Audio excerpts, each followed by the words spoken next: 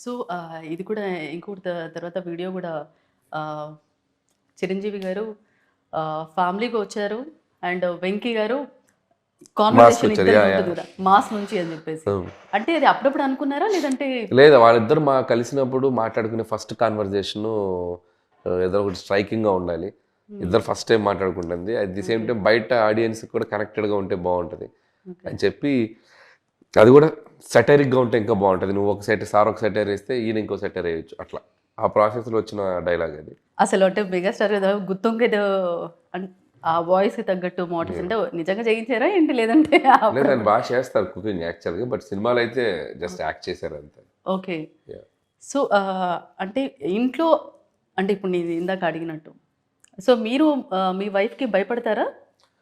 భయపడతారంటే ఎవరు భయపడరు. భయపడినట్టు నటిస్తారు. అవునా? సో, ఈ ఓకే. ప్రపంచంలో ఎవరు భార్యలకు భయపడరు. భయపడినట్టు నటిస్తారు. దాంట్లో వచ్చిన ఒక పీస్ కోసం, మెంటల్ పీస్ కోసం అంతే. ఓకే. అంతే అంటారు. అంతే. అందరి గురించి చెప్పేసారు మీరు. నేను అనుకుంటున్నాను అని బట్ మిగతా వాళ్ళు ఒరిజినల్‌గా భయపడే వాళ్ళుంటే నేనేం చేయలేను. ఓకే. సో, మీరు తీసిన మూవీస్ అన్నీ గూడా హిట్.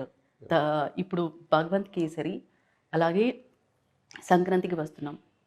రీమేక్స్ జరుగుతున్నాయి. సో, డైరెక్షన్ ఎందుకు మీరే చేయట్లేదు? అంటే మీరు